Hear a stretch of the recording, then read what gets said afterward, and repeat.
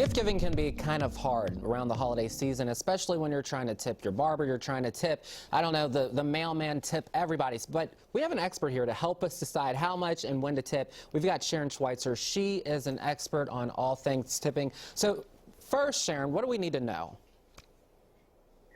Well, Ken, one of the first things that you and your viewers are going to want to know is that it's important to set a budget, decide what your finances are going to allow you to do this year, and then stick with it, because those January bills, they are unforgiving, and you don't want to overextend yourself financially. The second thing you want to do is set a priority list. Who are those people who have been extremely important to you, your family, and your pets? Who is it that did some caregiving for you? Who is it that took care of your family? And then you decide, do I want to go with crisp, clean cash, or do I want to go cashless? Do I want to do Venmo, maybe some cash apps? If cash isn't an option, maybe you want to do some monetary alternatives. Do you want to do some baked goods? Do you want to do some gift cards, things like that? You always want to include a handwritten card, a note, because those feelings of gratitude and expressing how much you appreciate these people is really important, and they appreciate that in return. So who would I bake something for or give a gift card for, or who would I give cash to? Are there rules on that kind of thing? You know, we in the U.S. As a culture are a tipping culture when it comes to restaurants and when it comes to servers, because they're not paid minimum wage. But when it comes to holiday expressions of gratitude, it's not that hard and fast. We really have more latitude. We have more leeway. So if you can do it financially, if you can do it with cash, of course, most of our service providers would prefer cash. But a lot of times people can't do that. And so you can do it with home-baked goods. You're not constrained. It's personal choice. You have the discretion on what you would like to do. So there's no hard and fast rule that says, Ken, when you go into that barbershop, by goodness, you just have to give them cold, crisp bills. If you want to go in and you want to do something like you want to give them your favorite ribs, or you want to give them your favorite barbecue or filet steak, you are welcome to do that. Or maybe you're a fabulous chef and you make some incredible gumbo or soup. You can do that too. It's really your choice. You're the one saying thank you.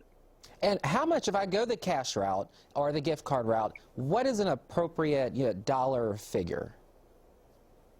The range is the equivalent of one service. So let's say you go in and your barber and the cost is $30 or $50. You would give them the usual price plus $30 or $50, whatever that amount is.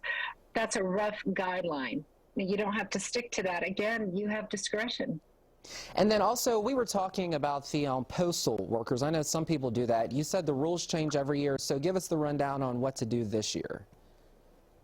Currently, the rule is for a postal worker, they can only receive up to $20 per holiday or per occasion, and it cannot be in the form of cash or a cash equivalent gift card. In other words, no American Express, Visa, or MasterCard, Discover gift cards. But they can receive maybe a gift card to Starbucks or to Macy's or Target or a specific store where they could go and shop for merchandise.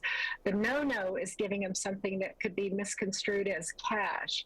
The other thing that you can do, you're limited to $50 per year, and that's per calendar year. So that really limits you to 2 different occasions, maybe one more occasion, half of an occasion if it's $50. What is the rule on who do I give a gift to? I mean, if you could buy for everybody. Who are the people in your life that you think definitely should be on the list? The people who have made a difference in your life to you during the year. So it's a very personal list. If you have caregivers for your parents, if you have caregivers for children, teachers, if you have, maybe you went back to work and you've got a pet who had major separation anxiety, and you have somebody who comes over and walks your pet at noon, that person may be saving your furniture and all of your, interior design. I mean, there could be a very different reasons people tip different people. Maybe you've gone through treatment, medical treatment, and you have someone who's been at home with you, a long-term caregiver who has helped you get back on your feet. It really depends on your personal situation.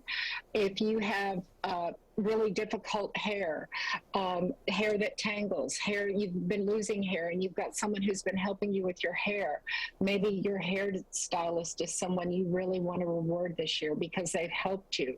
That would be someone on the list. And we're talking about going above and beyond. Of course, when people go get their hair done, I'm hoping they tip their, hairdresser every time, every weekly or monthly when they go. But this is above and beyond, right? Yes, it is. This is about showing gratitude for someone who's helped you throughout the year. This is going above and beyond, showing loyalty, thanking them for showing loyalty and dedication to you. They've been available. They've gone above and beyond throughout the year. They've been there through, rain, shine, everything else.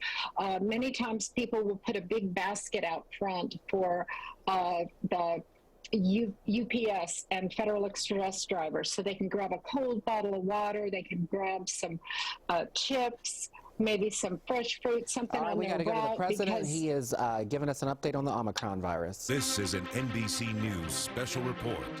Here's Lester.